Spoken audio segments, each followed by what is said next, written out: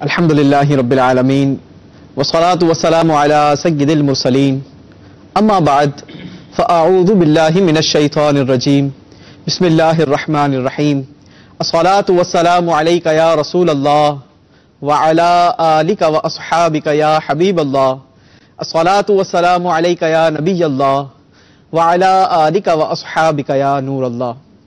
سلسلہ علم کی کہکشاں میں آپ سب کو خوش آمدید کہتے ہیں، مرحبا کہتے ہیں۔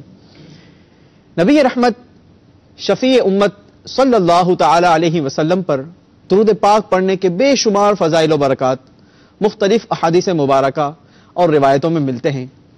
آج جو حدیث پاک میں نے آپ کو سنانی ہے، القول البدی میں اس کو نقل کیا گیا، اور یہ حدیث پاک کا خلاصہ کچھ اس طریقے سے ہے کہ ایک بار ایک شخص نے ایک ہرنی کا شکار کیا، اور اس شکار کی ہوئی ہرنی کو لے کر گزر رہا تھا کہ اس کا گزر نبی پاک صلی اللہ تعالی علیہ وسلم کے سامنے سے ہوا۔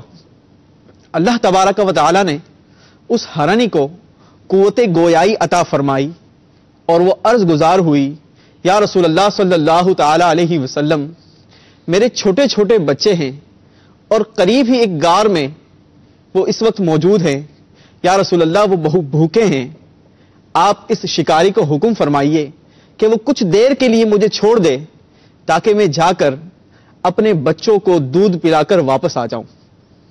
اب جب یہ فریاد ایک ہرنی نے نبی پاک صلی اللہ تعالی علیہ وسلم سے کی تو میرے آقا مدینے والے مصطفیٰ صلی اللہ تعالی علیہ وسلم نے اس ہرنی سے ایک سوال کر دیا، اور وہ سوال کیا تھا؟ وہ سوال تھا کہ اے ہرنی، اگر اس شکاری نے تجھے چھوڑ دیا اور تو چلی گئی اور جا کر واپس نہ آئی تو اس کی کیا گارنٹی ہے؟ گویا وہ عرض گزار ہوئی کہ یا رسول اللہ صلی اللہ تعالی علیہ وسلم، اگر میں واپس نہ آؤں تو مجھ پر ایسی لعنت ہو جیسی اس شخص پر لعنت ہوتی ہے جو آپ کا نام نامی اسم گرامی تو سنتا ہے مگر آپ کے نام کو سننے کے باوجود وہ درود پاک نہیں پڑھتا۔ غور کریں میرے میٹھے اور پیارے اسلامی بھائیوں، الحمدللہ اللہ کی رحمت سے ہم مسلمان ہیں، اور نبی پاک صلی اللہ تعالی علیہ وسلم کا کئی بار نام نامی اسم گرامی سننے کی سعادت حاصل کرتے ہیں، مگر کیا ہر بار ہم توجہ کے ساتھ یاد کر کے درود پاک بھی پڑھا کرتے ہیں یا نہیں؟ اگر نہیں تو علماء نے ایک بہت ہی آسان طریقہ بھی بتا دیا کہ اگر کسی مجلس میں بیٹھ کر اسی وقت نبی پاک کا نام لیا جائے اور درود پاک پڑھنا ممکن نہ ہو تو پھر جب موقع ملے، جب فرصت ہو، اس وقت اچھی کوانٹٹی میں درود پاک پڑھ لیے جائیں تاکہ یہ اس کے نعم البدل بھی ہو جائیں گے اور اس کی برکتیں بھی ملیں گی۔ آج سے نیت کیجئے کہ انشاءاللہ عز و جل خوب درود پاک کی کثرت کریں گے۔ اچھا، یہ تو رہی درود پاک کی بات۔ دوسری وہ ہرنی نے جو بات کہی وہ آج ہمارے اس ٹاپک سے بھی ریلیٹڈ ہے۔ اس ہرنی نے عرض کی کہ یا رسول اللہ صلی اللہ تعالی علیہ وسلم، اور مجھ پر ایسی لعنت ہو جیسی اس شخص پر ہوتی ہے جو نماز تو پڑھتا ہے لیکن نماز کے بعد دعا نہیں کرتا۔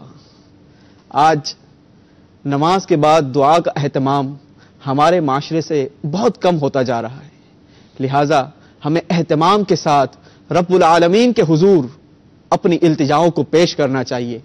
اللہ تبارک و تعالی ہمیں دعاؤں کی، دعا کرنے کی، اور اپنے مسلمان بھائیوں کو اپنی دعاؤں میں یاد رکھنے کی سعادت اور توفیق نصیب فرمائے۔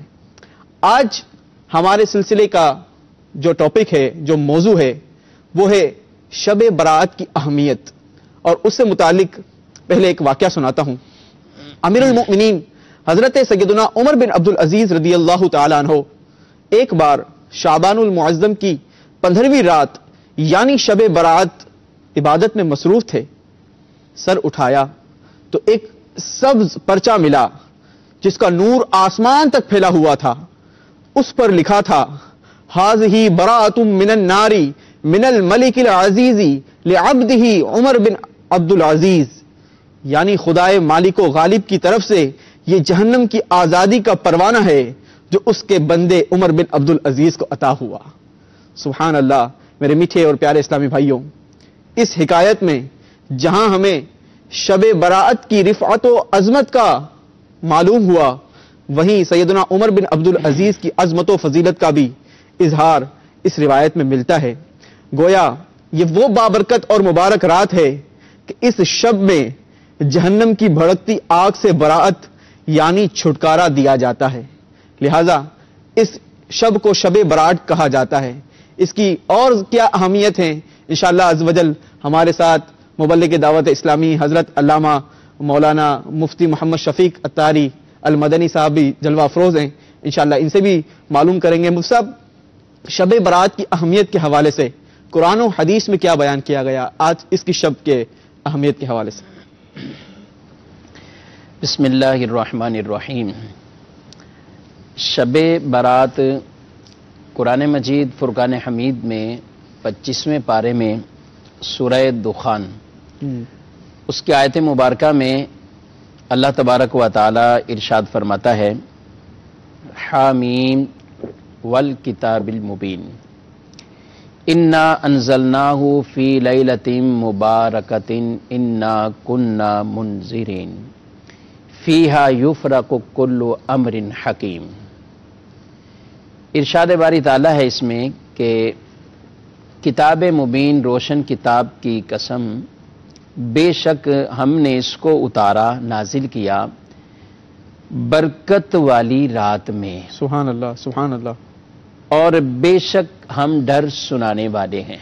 اللہ اکبر۔ برکت والی رات جو اس آیت مبارکہ میں لیلہ مبارکہ فرمایا گیا، تو یہ لیلۃ مبارکہ، اس کے بارے میں تفاسیر میں یہ بھی بیان کیا گیا کہ اس رات سے مراد شب قدر ہے، لیلۃ القدر کی رات ہے۔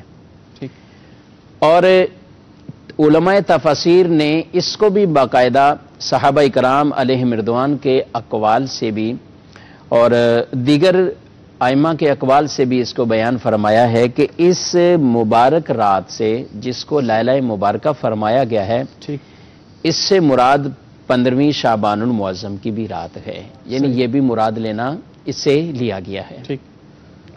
اور حضرت اکرمہ رضی اللہ تعالیٰ عنہ اور ایک ان کے ساتھ ایک پوری جماعت، مطلب جنہوں نے اس سے مراد لیا کہ یہ لیلۃ کون سی رات ہے، فرماتے ہیں کہ یہ لیلہ مبارکہ برکت والی رات سے مراد شعبان کے نصف والی رات ہے، اور اس کو کہا جاتا ہے لیلۃ الرحمہ بھی اسے کہا گیا، رحمت والی رات ہے۔ اس کو لیلۃ المبارکہ بھی فرمایا گیا، برکت والی رات۔ صحیح۔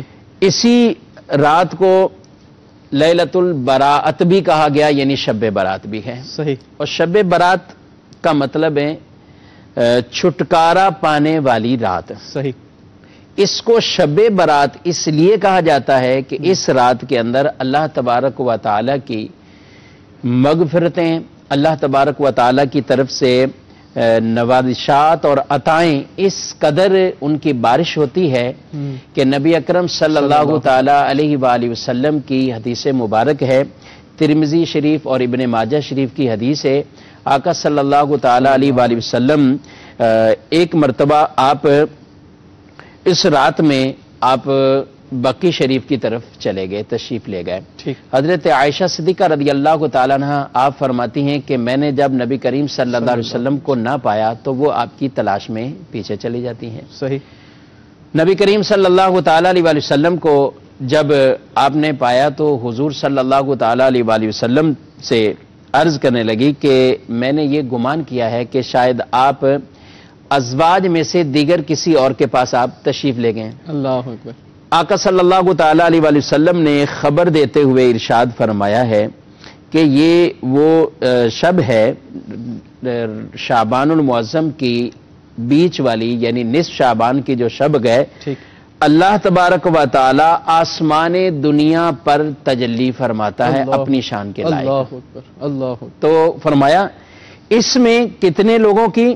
کہا کہ قبیلہ بنی کلب، ان کے بکریوں کے بالوں کے تعداد کے بالوں سے بھی زیادہ لوگوں کی اللہ مغفرت فرما دیتا ہے۔ اور علماء لکھتے ہیں جہاں اس طرح کی تشبیہ دی جاتی ہے تو اس سے مراد کوئی گنتی خاص نہیں ہوتی کہ ان بکریوں کے کتنے بال تھے وہ تعداد نہیں، بلکہ اس سے اللہ کی رحمت کی وسعت مراد ہوتی ہے۔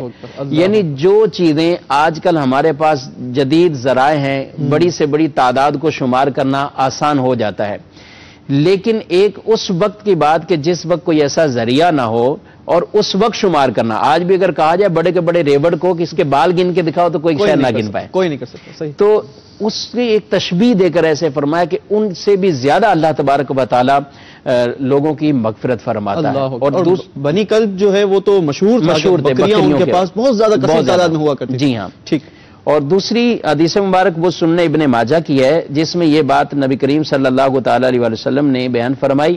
حضرت علی المرتضیٰ کرم اللہ تعالی وجہہ الکریم، آپ اس کے راوی ہیں، بیان فرمانے والے ہیں، ارشاد فرماتے ہیں کہ آقا صلی اللہ تعالی علیہ وسلم نے ارشاد فرمایا کہ جب شعبان کی مہینے کی وہ نصف رات ہو تو فرمایا کہ اس کے رات میں قیام کرو، دن میں روزہ رکھو کہ اللہ تبارک و تعالی اس میں غروب شمس سے آسمان دنیا پر اللہ تبارک و تعالی تجلی فرماتا ہے اپنی شان کے لائق۔ اور پھر کیا ارشاد فرماتا ہے؟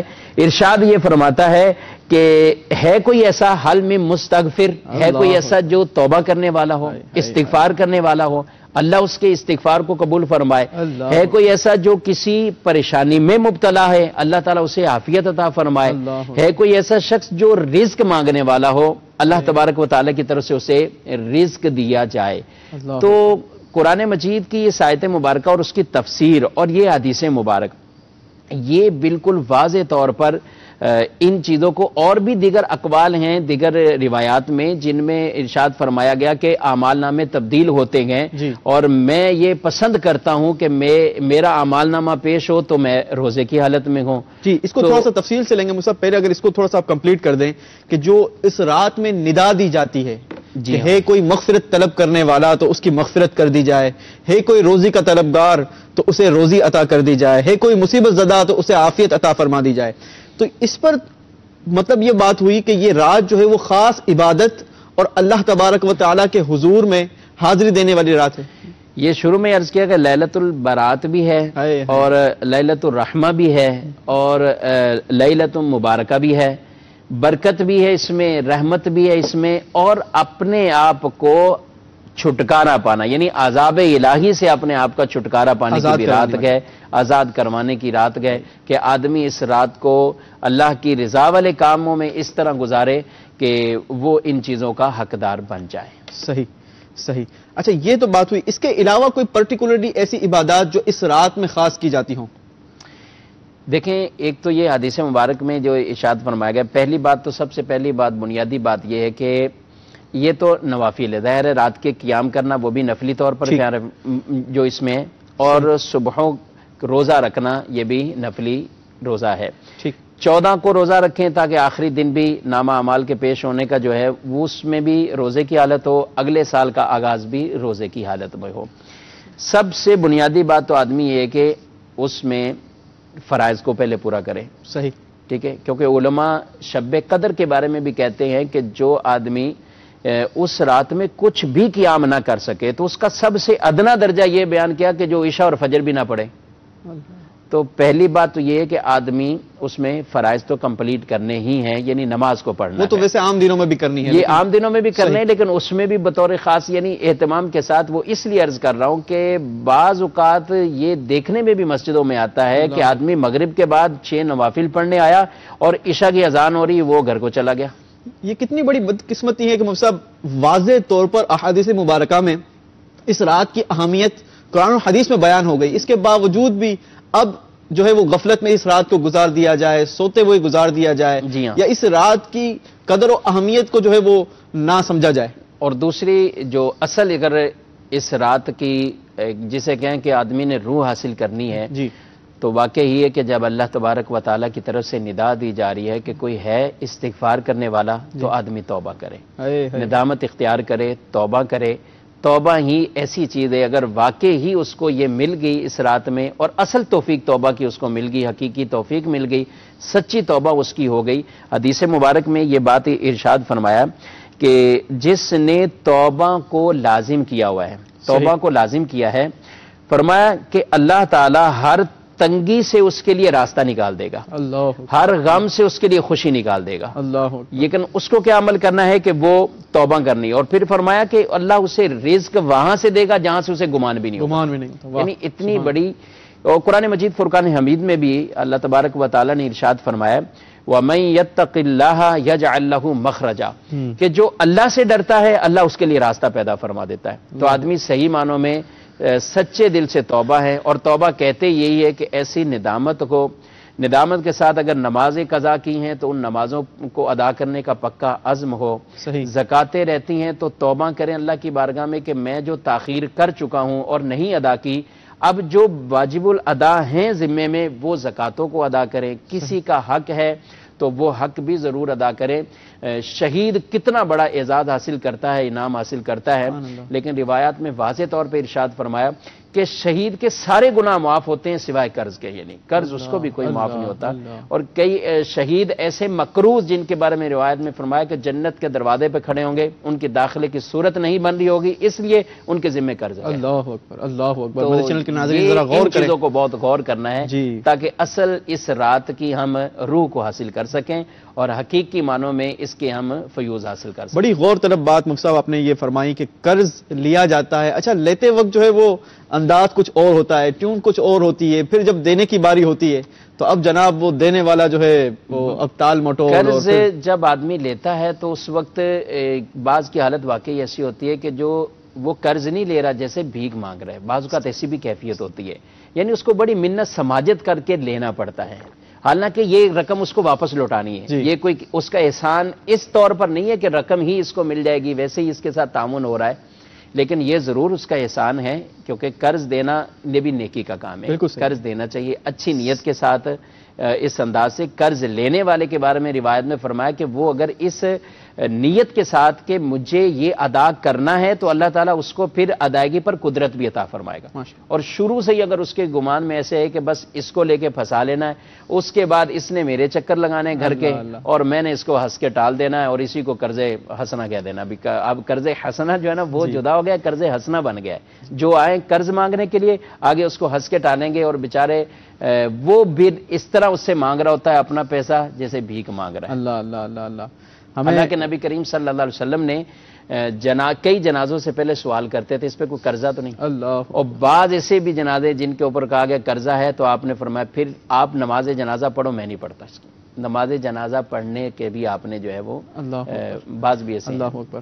اچھا مفتی صاحب، اس رات کی اہمیت اور جو آپ نے فرمایا کہ بنی کلب کے بکریوں کے بالوں سے زیادہ اللہ تبارک و تعالی اس رات میں گناہ گاروں کی مغفرت فرماتا ہے، لیکن کچھ ایسے اشخاص کے بارے میں بھی جو ہے وہ احادیث مبارکہ میں ملتا ہے کہ عمل کرنے والوں کو، ایسے گناہ کرنے والوں کو اس رات بھی بخشا نہیں جاتا، اگر اس پر بھی تھوڑا سا کلام فرما دیں۔ مثال کے طور پر شراب کا عادی ہے، ماں باپ کا نافرمان ہے، زنا کا عادی ہے، اگر استغفر اللہ، قطع تعلق کرنے والا، یہ برائی ہمارے معاشرے میں بہت زیادہ بڑھتی چلی جا رہی ہے۔ جی ہاں، بغض و کینہ رکھنا، جی، چغل خور کرنے اور یہ جو قطع تعلقی کرنے والے ہیں، جی، اور بدکاری کی معاذ اللہ عادت ہے بدکاری کرنے والے، تو یہ واقعی غور کرنے کی رات کہ جب اتنے لوگوں کی مغفرتیں ہو رہی ہیں اور پھر بھی آدمی محروم رہ جائے، تو ان گناہوں سے بھی کوئی آدمی سچے دل سے عزم مصمم کے ساتھ ایسا توبہ کرے کہ آئندہ اس کی طرف لوٹ کے نہیں جانا، تو انشاءاللہ اللہ کی رحمت سے امید ہے کہ اس کی بھی اللہ مغفرت فرمائے گا۔ یا میں صرف ایک بات کروں، بغض کینہ عموماً نفرتیں دل میں رکھ لی جاتی ہیں، حالانکہ ہوتی ہیں اور اس طرح کی پیدا۔ نبی کریم صلی اللہ علیہ وسلم نے ایک مرتبہ آپ نے فرمایا کہ یہاں سے ایک جنتی داخل ہوگا، یہ بات ارشاد فرمائی، صحیح، حضرت عبداللہ بن عمر رضی اللہ تعالیٰ عنہ، آپ کہتے ہیں کہ وہ آدمی اندر آیا، ہم نے اس کو دیکھا، تو پھر دوسری بار بھی ایک مرتبہ اس کے بارے میں فرمایا، پھر تیسری مرتبہ ارشاد فرمایا وہی شخص آیا۔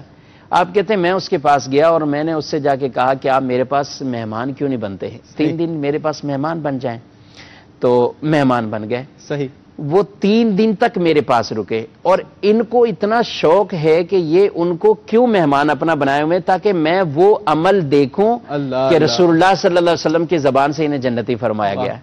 تو کہتے ہیں 3 دن میں نے دیکھا وہ رات کو سوتے تھے، صبح اٹھتے تھے، کوئی معمول میں نے ان کا نہیں دیکھا، کوئی ایسا پرٹیکولرلی امر نہیں دیکھا، یونیک ایسے کوئی الگ سے نہیں میں نے دیکھا صحیح معاملہ۔ تو میں نے ان سے تیسرے دن جب وہ جانے لگے تو ان سے میں نے کہا میں نے آپ کو اس مقصد کے لیے میں نے مہمان بنایا تھا، لیکن مجھے کوئی عمل تو ایسا آپ میں نظر نہیں آیا، اللہ، لیکن کیا وجہ ہے؟ تو انہوں نے جواباً یہ کہا کہ میرے دل میں کسی بھی مسلمان کا بغض اور کینہ نہیں ہے، اللہ اکبر، شاید یہی وجہ ہے، یعنی یہی وجہ ہے کہ جس کی وجہ سے اللہ کے رسول صلی اللہ علیہ وسلم ان کے لیے یہ بات فرمائے۔ اللہ اکبر، تو مدنی یعنی چینل کے کتنی ناظرین، بڑی یہ جی، اگر نہیں ہے تو ادھر کتنا اللہ کی بارگاہ میں اعزاز مقام ہمیں ہے۔ قطع تعلق سے بھی بچنا چاہیے۔ جی ہاں بالکل، معاذ اللہ، استغفر اللہ، اگر شراب کی عادت ہے تو اس سے بھی توبہ کر لینی چاہیے۔ ماں باپ کی نافرمانی کا معمول ہے تو اپنے ماں باپ اگر حیات ہیں تو ان سے ہاتھ جوڑ کر معافی مانگ لیجئے، اللہ کی رحمت سے انشاءاللہ عز و جل والدین ضرور کرم فرمائیں گے۔ مدنی چینل کے ناظرین کی کالز بھی ہمارے ساتھ ہوتی ہیں، چند کال لیتے ہیں۔ میں محمد فرحان اتاری باب المدینہ کراچی سے۔ اس رات قبرستان بھی جاتے ہیں، وہاں کے کچھ آداب بیان کر دیجئے، نیز عورتیں جا سکتی ہیں؟ السلام علیکم ورحمۃ اللہ وبرکاتہ۔ وعلیکم السلام ورحمۃ اللہ وبرکاتہ۔ ایک اور کال لیتے ہیں۔ میرا نام سید ارسلان ہے۔ حضور آپ سے سوال یہ عرض کرنا تھا، بعض لوگ کہتے ہیں کہ یہ رات کہیں سے ثابت نہیں، اس رات عبادت کرنا، جاگنا یہ ضروری نہیں، یہ وضاحت کر دیں اس رات کو کیا کیا جائے اور کیا کرنا چاہیے۔ السلام علیکم ورحمۃ اللہ وبرکاتہ۔ چلیں، اس کی وضاحت تو پہلے ہماری ماشاءاللہ قرآن و حدیث سے مفتی صاحب نے بڑی تفصیل سے بتائی ہے۔ مفتی صاحب دوسرے سوال کا جواب دے دیں کہ قبرستان جانا یہ بھی ایک معمول دیکھا جاتا ہے اور بڑی اہتمام کے ساتھ بہت بڑی تعداد میں مسلمانوں کی تعداد جو ہے وہ قبرستان کا رخ کرتی ہے، اور تقریباً سال میں دیکھا گیا کہ ایک دو موقعوں پر ہی جاتے ہیں۔ تو کب کب قبرستان جانا چاہیے؟ اس رات میں خاص طور پر کیوں قبرستان جایا جاتا ہے؟ اس پر بھی کچھ دیکھیں، قبرستان میں تو آدمی کو وقتاً فوقتاً جاتے رہنا چاہیے، بلکہ بعض ایام کے بارے میں واضح طور پر ارشاد فرمایا ہے کہ ان میں جانا اور زیادہ افضل ہے، یعنی جانا چاہیے۔ ان میں جیسے جمعرات ہے، جمعہ ہے، ہفتہ ہے، یہ ایام پیر بھی فرمایا گیا کہ ان میں افضل ہے، جانا چاہیے۔ والدین کی قبر پر ہر جمعے کو اگر ممکن ہو تو زیارت کے لیے جانا چاہیے، ان سے اہل قبر کو انسیت ہوتی ہے۔ صحیح۔ نبی اکرم صلی اللہ علیہ وسلم نے واضح طور پر یہ بات ارشاد فرمائی کہ میں نے تمہیں قبروں کی زیارت سے منع کیا تھا، اب تم زیارت کرو۔ صحیح۔ کیوں؟ فرمایا کہ یہ دنیا سے بے رغبتی دلاتی ہیں اور آخرت کی یاد دلاتی ہیں۔ اللہ اکبر۔ قبرستان جانے کا مقصد بھی آدمی کا یہ ہو کہ دنیا سے آدمی کی بے رغبتی پیدا ہوتی۔ کس انداز سے؟ جب وہ قبرستان جائے اور اس کے مقاصد کو سامنے رکھتا ہوا دیکھے کہ یہ وہ قبر ہے، فلاں کی قبر ہے، یہ میرے چاہنے والے تھے، یہ دوست تھے۔ ہم عموماً اپنے عزیزوں کی قبریں ساتھ ساتھ ہی ہوتی ہیں، جی، تو اس میں یہ دیکھتے ہیں کہ یہ ماموں مدفون ہیں تو یہ چچا ہے، یہ خالہ ہیں، یہ پھپھی ہیں، یہ وہ ہیں، یہ سب مطلب اقربا ہوتے ہیں بعض اوقات، جی، تو اپنے بہن بھائی بھی ہوتے ہیں۔ تو جب اتنے قریب والے وہ ہیں، وہ بھی ہماری طرح اس دنیا میں پہلے بڑے شان و شوکت کے ساتھ تھے، لیکن آج وہ من و مٹی کے نیچے ہیں۔ یہ آخرت کی یاد لینی ہے کہ ہمیں بھی یہیں آنا ہے۔ لیکن آج کل تو مفتی صاحب معمولی کچھ اور ہے۔ اگر کسی کی تدفین کے لیے بھی گئے ہوئے ہیں تو وہاں پر بھی موبائل فون بھی چل رہا ہے، کاروبار بھی چل رہا ہے، ہنسی مذاق بھی ہو رہا ہے، کسی کی غیبت چغلی بہتان وغیرہ بھی چل رہی ہے۔ تو یہ ایک عجیب سا ماحول ہے۔ حالانکہ ہمارے اسلاف کا یہ انداز ہوا کرتا تھا کہ جب وہ قبرستان جایا کرتے تو اس قدر زار و قطار رویا کرتے، اور وہ اس لیے رویا کرتے کہ مرنے والے کے غم میں نہیں، بلکہ جو ہے وہ خود اپنی موت کو یاد کر کے روتے۔ آپ نے بڑی توجہ اچھی دلائی کہ قبریں ہمارے سامنے ہوتی ہیں، تایا کی قبر ہے، ماموں کی قبر ہے، پھپھا کی قبر ہے، بڑے بھائی کی قبر ہے، والد صاحب کی قبر ہے، اس کے باوجود بندہ جو ہے وہ غفلت کا شکار ہوتا ہے۔ جی ہاں، یہ اصل میں جنازوں میں، بلکہ پہلے فقہا جو پہلے متقدمین ہیں بہت پہلے، یعنی اس وقت تو نماز جنازہ کے ساتھ بالکل ایسے غم والی کیفیت میں اور اپنی آخرت کو یاد کرتے ہوئے جاتے تھے۔ اب جب یہ لوگوں میں مشہور باتیں عام ہو گئی کہ لوگ باتیں کرتے ہیں، تو پھر فقہا نے یہ اجازت دی کہ اب جنازے کے ساتھ جاتے ہوئے ذکر بھی کر لیا کریں۔ یعنی پہلے وہ ذکر بھی نہیں کرتے تھے، کیوں یعنی اس تصور میں رہتے تھے اپنی قبر کو، اپنی آخرت کو، اپنے اس چیز میں. اب جب لوگ اس باتوں کو مشغول ہوتے ہیں تو فرمایا اب اس سے اچھا کہ ذکر ہی کر لیں کچھ نہ کچھ اس کے ساتھ. بہرحال قبرستان کے آداب میں سے تو یہ باتیں چند تو آداب وہ ہوتے ہیں کہ جن کا خیال رکھنا واجب ہے، بہت ضروری ہے. وہ اہل قبر کے کئی حقوق اور حق کیسے ہوتے ہیں. قبرستان جب آدمی جاتا ہے تو کوشش کرے کہ پہلے اپنے گھر سے 2 رکعت نماز نفل پڑھے اور پھر قبرستان کی طرف روانہ ہو. اب جب قبرستان جائے تو وہاں کا ایک ادب یہ ہے کہ جوتے اتار دے، اگر اس کے لیے ممکن پاسبل ہو تو وہ اتار دے.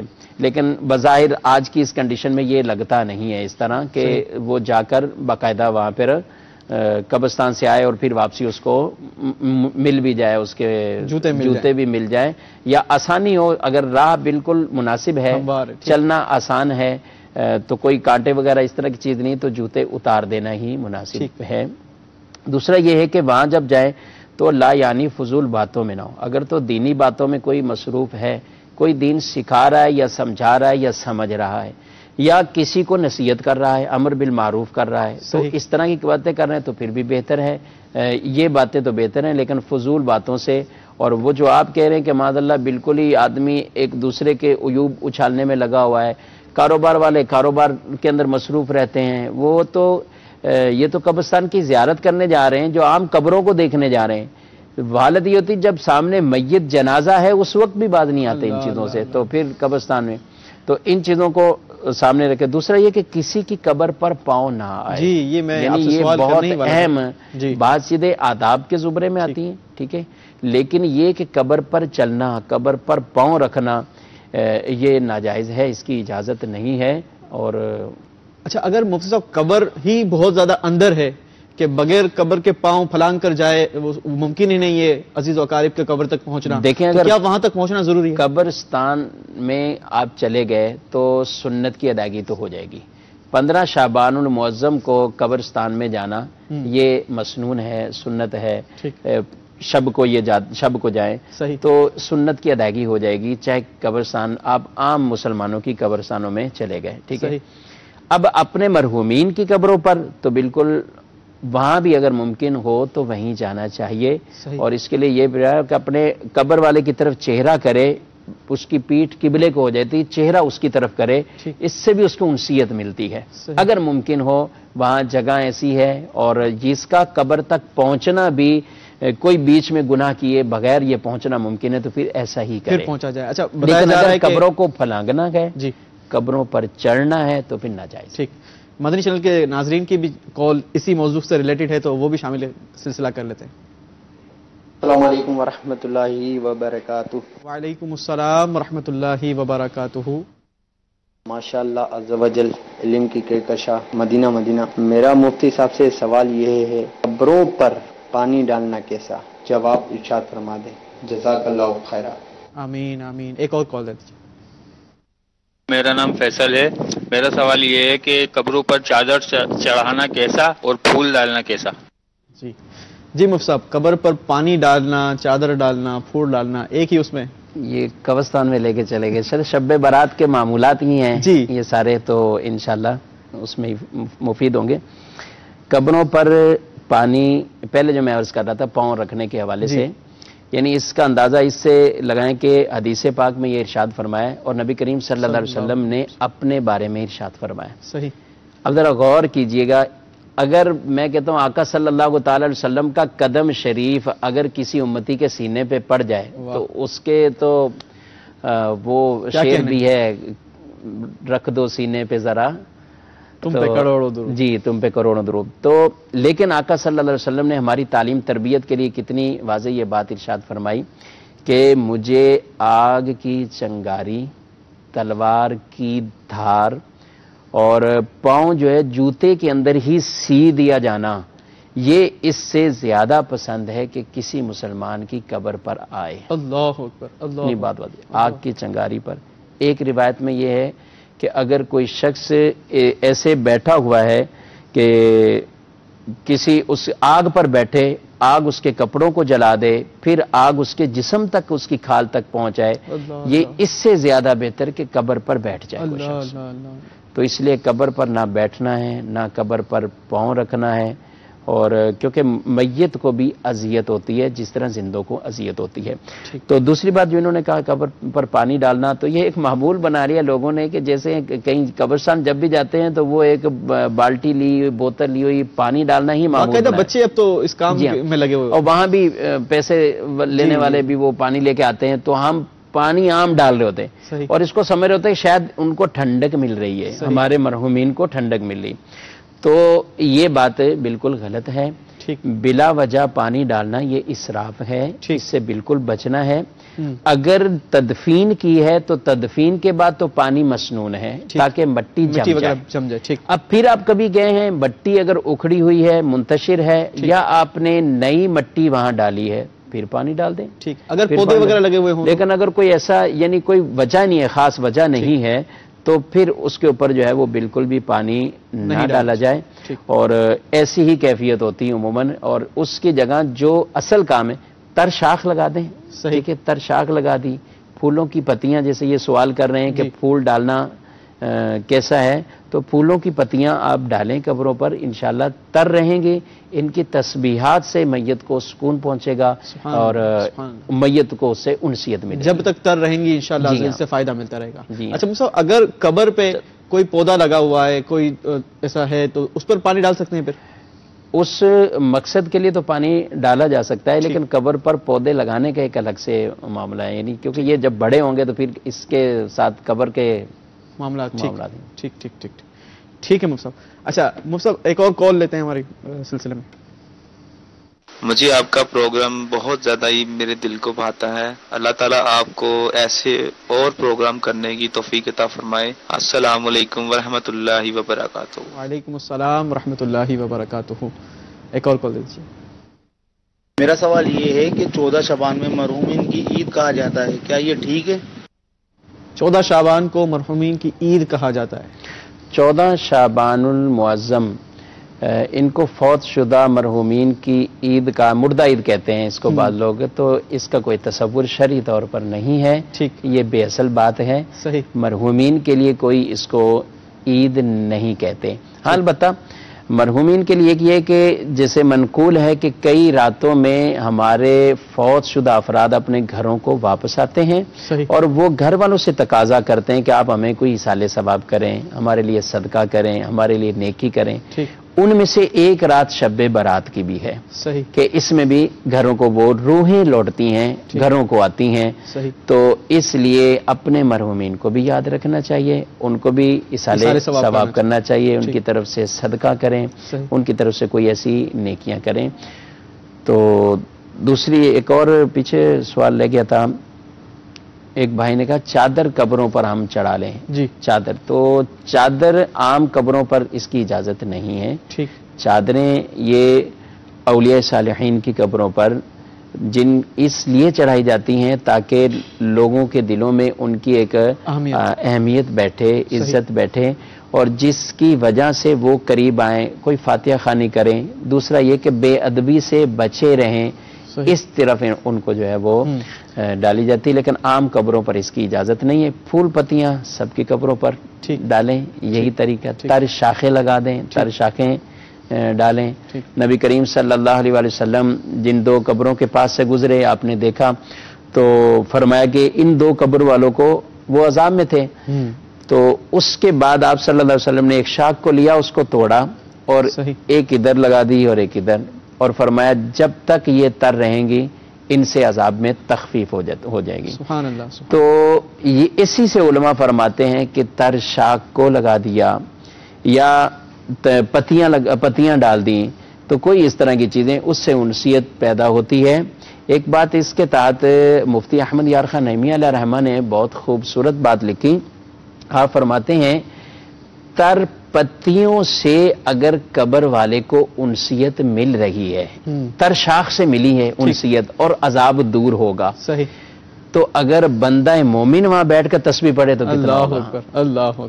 تو یعنی اس طرح کے کاموں میں ہمیں کچھ جو ہم مصروفیات وہاں کی غیر ضروری اپنائے ہوئے ہیں قبرستان میں جا کر، بعض لوگ صرف اگربتی کے پیچھے لگے رہتے ہیں، بعض لوگ کوئی اور کسی طرف لگے رہے ہیں، قبر کی بس کچھ ادھر سے سیدھا کریں، کچھ ادھر سے کر کے واپس آگے جو اصل کام کرنا ہے وہ بعض اوقات نہیں کرتے، وہ نہیں کیا وہاں بیٹھ کر تلاوت قرآن پاک کی جائے، تلاوت کریں، تسبیحات پڑھیں، ان کو انسیت ملے گی۔ آپ کے مرحومین، آپ بھی دل میں یہ رکھیں کہ وہ ہمیں کیوں، واقعی حدیث میں ہے کہ وہ دیکھتا ہے ان کو جو سارے آتے ہیں اس کو دیکھتا ہے، تبھی تو ان کو سلام کرنے کا کہا جاتا ہے، ان کو سلام کیا جاتا ہے قبر والوں کو، تو ان کو انسیت ملے گی اور ہمیں بھی سکون ملے گا۔ ہم کچھ دیر وہاں بیٹھیں، پھر اسی بہانے اپنی موت کو بھی ساتھ ساتھ یاد کرتے رہیں گے تو انشاءاللہ اس کا فائدہ ماشاءاللہ بڑی اچھی توجہ دلائی مفتی صاحب آپ نے۔ اچھا، اگربتی کا آپ نے تذکرہ کیا تو کیا اگربتی وہاں پر نہیں لگا سکتے یا موم بتی جلائی جاتی ہے؟ بالخصوص اس رات میں بھی دیکھا جاتا ہے موم بتیوں کی بھی واقعی صحیح بات ہے کہ ایک وہ وہاں سے مل جائیں گی، قبرستان کے باہر بھی ٹھیلے لگے ہوتے ہیں، وہاں بھی بکری ہوتی ہیں، تو موم بتی اس کو جلانے کا کوئی فائدہ ہو تو جلائیں، لیکن یہ تصور ہمیں بالکل اپنے ذہن سے نکال دینا چاہیے کہ ہماری اگربتی کی خوشبو اندر جائے گی، صحیح یہ نہیں ہے، ٹھیک ہے؟ حاضرین بیٹھے ہوئے ہیں، ان کو خوشبو پہنچانے کی نیت سے آپ اگربتیاں لگا دیں تاکہ یہ جو حاضرین ہیں تلاوت کر رہے ہیں ان کو اس کی خوشبو ملتی رہے گی۔ اسی طرح اگر آپ کو وہاں لائٹ کی ضرورت ہے، اپنے موم بتی لگانی ہے، تو اس کے لیے یہ ہے کہ آج کل تو اس کی تقریباً اکثر جگہوں پر ضرورت نہیں ہوتی، یعنی راستے بھی ہیں، اہتمام ہیں، گورنمنٹ کی طرف سے لائٹیں لگی ہوئی ہیں، یہ بھی اہتمام ہوتے ہیں، عام روشن ہوتے ہیں، کبھی رات بھی ایسی چاندنی ہوتی ہے کہ اس کی روشنی سے کوئی ہدایت نہیں پا رہا، یعنی راستہ نہیں دیکھ رہا، نہ کوئی اس کو دیکھ کر کلام پاک پڑھ رہا ہے، موبائل تقریباً سب کے پاس، ٹارچیں موجود ہیں، آرام سے راستہ بھی مل جائے گا، سب چیزیں، لیکن اس کے باوجود یہ تصور کہ ہمیں 10-12 یہ لگانی ہیں، یہ ٹھیک نہیں ہے۔ صحیح۔ اچھا، میں ایک اور عرض بھی کر دوں، ایک ہمارے وہ بھائی نے جو سوال کیا تھا نا کہ کچھ کہتے ہیں کہ یہ ثابت نہیں ہے رات یہ وہ، تو اختصاراً تو میں نے عرض کر دیا کہ جس طرح تفاسیر میں جو احادیث مبارک کے اندر اس کی واضح طور پر ارشاد فرمائے، ذرا غور کریں، قرآن مجید فرقان حمید کو اگر ہم پڑھیں تو جگہ جگہ ارشاد باری تعالیٰ ہے کہ فَاذْكُرُوا اللَّهَ قِيَامًا وَقُعُودًا وَعَلَىٰ جُنُوبِكُمْ، اللہ کا ذکر کرو، کس حالت میں؟ کھڑے ہو، بیٹھے ہو، کروٹ پر ہو، اللہ کو یاد کرو، اللہ کا ذکر کرو۔ یا ایھا الذین آمنوا اذکروا اللہ ذکرا کثیرا وسبحوہ بکرۃ واسیلا، صبح و شام اللہ کی تسبیح بیان کرو۔ ہمارے اسلاف کا یہ طریقہ رہا ہے، یعنی اگر کوئی آج نوافل پڑھنے آئے تو بعض لوگ اس کو بہت کہتے ہیں تو یہ ثابت کہاں سے ہے؟ اچھا، یہ قیام کرنا کہاں سے ثابت ہے؟ یہ کہاں سے؟ ارے بھائی، جو نیک کام کر رہا ہے اس کو اگر روکنا ہے تو روکنے کی دلیل دینی پڑے گی کہ یہ کیوں منع کر رہے ہیں، منع کہاں ہے وہ۔ اب اگر کوئی جمعہ المبارک کی نماز پڑھے اور اس کے بعد سورہ یاسین کھول کے بیٹھ جائے تو کیا اس کو یہ حدیث دکھانی ہوگی کہ جمعے کے بعد کب آپ صلی اللہ علیہ وسلم نے سورہ یاسین پڑھی، یا جمعہ کی نماز کے بعد کب صحابہ کرام میں سے کسی نے یاسین شریف پڑھی؟ تو وہ تو ایک نیک عمل کر رہا ہے اور قرآن پڑھ رہا ہے اور قرآن پڑھنے کی فضائل موجود ہیں، تو اس طرح لوگوں کو عبادت سے نہیں روکنا چاہیے، یہ مسلمانوں کی صفات نہیں ہے۔ قرآن میں ہے ارأیت الذی ینہا عبدا اذا صلی، کیا نہیں دیکھتے اس کو کہ جو منع کرتا ہے بندے کو جب وہ نماز پڑھے؟ تو کئی اسلاف اس آیت مبارکہ کی وجہ سے اگر کوئی شخص مکروہ وقت میں نماز پڑھ رہا ہوتا اس کو روکتے نہیں تھے کہ کہیں ہم اس آیت کے تحت نہ آ جائیں، کیونکہ یہ آیتیں جو ہیں وہ کافر روکتے تھے مسلمانوں کو نماز پڑھنے تھے۔ تو آج اگر کوئی آ رہا ہے کسی نہ کسی رات کے اس میں آ رہا ہے، رات کی برکت پانے آ رہا ہے، تو ہرگز اس کو اس طرح کے خیالات نہیں ڈالنے چاہیے کہ یہ نفل کہاں سے ثابت، یہ نفل کہاں سے ثابت۔ جب شریعت نے منع نہیں کیا اور وقت بھی ایسا نہیں ہے کہ جس میں نوافل پڑھنے کی ممانعت ہے، تو اب چاہے آدمی پڑھ رہا ہے تو اس کو کوئی اس سے منع نہیں کیا جائے گا۔ اسی بہانے لوگ اجتماعیت کی صورت میں مساجد کا رخ کرتے ہیں تو ان کو آنے ہی دیا جائے، اللہ کا ذکر ہی کر رہے ہیں تاکہ وہاں کچھ سیکھیں گے، سمجھیں گے، ہو سکتا ہے لوگوں کے دلوں کو چوٹ لگ جائے اور وہ واقعی سچے تائب ہو کر وہاں سے پلٹیں۔ تو اس طرح کسی کو نہ وسوسے ڈالنے چاہیے، نہ کسی کو روکنا چاہیے۔ شیخ طریقت امیر اہل سنت بڑی پیاری بات فرماتے ہیں کہ کرنے والے کاموں میں لگ جاؤ ورنہ نہ کرنے والے کاموں میں لگ جائیں گے۔ اللہ تبارک و تعالی ہمیں اس رات کی برکتیں نصیب فرمائے۔ اس رات کا ایک عمل مفتی صاحب یہ بھی بیان کیا گیا کہ اس رات میں یعنی شب برات میں بیری کے پتے 7 بیری کے پتوں کو گرم پانی میں جوش دے کر جب نہانے کے قابل ہو جائے تو اسے غسل کر لیا جائے تو انشاءاللہ عز و جل تمام سال جادو کے اثرات سے وہ محفوظ رہے گا۔ تو کوشش کیجیے گا کہ یہ بھی عمل کریں۔ مفتی صاحب مغرب کے بعد 6 نوافل ادا کیے جاتے ہیں، تو وہ جی یہ بھی بیان کیجیے گا کہ یہ 6 نوافل جو پڑھے جاتے ہیں مغرب کے بعد۔ جی ہاں، بزرگوں کا ایک طریقہ رہا ہے کہ مغرب کی نماز سے بزرگوں سے منقول ہے کہ یہ 6 نوافل، اور آج الحمدللہ تقریباً جگہ بجگہ مساجد کے اندر اس چیز کا اہتمام ہوتا ہے کہ مغرب کی نماز کے بعد 6 نوافل، بلکہ قبلہ امیر اہل سنت نے تو بہت پیارا لکھا ہے کہ عصر کی نماز سے ہی اعتکاف، اور ہمارے الحمدللہ دعوسامی کے مراکز میں جو اور بھی مساجد ہیں، رسول کی جو مساجد ہیں اس میں اہتمام کیا جاتا ہے، الحمدللہ بڑے اہتمام کے ساتھ آتے ہیں تاکہ نامہ اعمال کی تبدیلی کا جو سال کا آخری لمحہ ہے وہ بھی مسجد میں اعتکاف کے ساتھ گزرے۔ وہاں اعتکاف ہوتا ہے، ذکر و درود پڑھتے ہیں، بیانات کے بھی سلسلے ہوتے ہیں، پھر افطار ہیں، اس کے بعد مغرب اور وہ شب میں داخل ہو جاتے ہیں۔ صحیح۔ تو نماز پڑھیں مغرب کی نماز کے بعد پھر آگے وہ 6 نوافل ہیں، اور خواتین اپنے اپنے گھروں پر اس کا اہتمام کر سکتی ہیں۔ اور اس کی ترتیب بڑی پیاری ہے، خوبصورت سی ہے کہ 2 رکعت جو پڑھی جاتی ہے وہ درازی عمر بالخیر کے لیے ادا کی جاتی ہے، پھر جو 2 رکعت پڑھی جاتی ہے وہ بلاؤں سے حفاظت کے لیے، اور پھر جو 2 رکعت کی نیت کی جاتی ہے کہ اللہ تبارک و تعالیٰ اپنے سوا کسی کا محتاج نہ فرمائے۔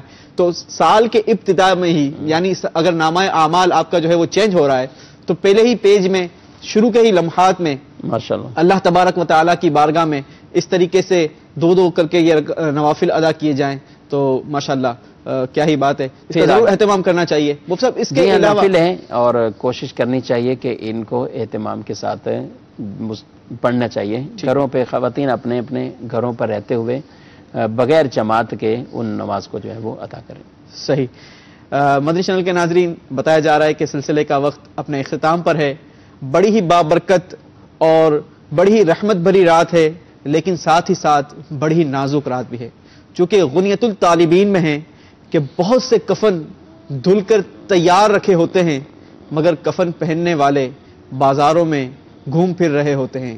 کافی لوگ ایسے ہوتے ہیں کہ ان کی قبریں خود کر تیار ہو چکی ہوتی ہیں، مگر ان میں دفن ہونے والے خوشیوں میں مست ہوتے ہیں۔ بعض لوگ ہنسی مذاق میں مگن ہوتے ہیں، حالانکہ ان کی موت کا وقت قریب آ چکا ہوتا ہے۔ کئی مکانات بن کر تعمیرات کا کام ان کا مکمل ہوا چانا ہوتا ہے، لیکن اس مکان کے جو مالکان ہیں ان کی زندگی کا وقت آخری ہو جاتا ہے۔ نہ جانے اس رات میں ہمارے لیے کیا لکھ دیا جائے، لہذا اس رات کا بھرپور طریقے سے اہتمام کیجیے اور اللہ تبارک و تعالیٰ کی جناب میں عبادت میں گزاریے۔ بہت بہت شکریہ مفتی صاحب، آپ نے وقت عطا فرمایا۔ اللہ تبارک و تعالیٰ ہمارے اس سلسلے کو اپنی بارگاہ میں قبول و منظور فرمائے۔ مدنی چینل دیکھتے رہیے۔ صلو علی الحبیب صلی اللہ تعالی علی محمد صلی اللہ علیہ وسلم۔ علم کی کہکشاں سے روشن ہے جہاں، علم کی کہکشاں سے روشن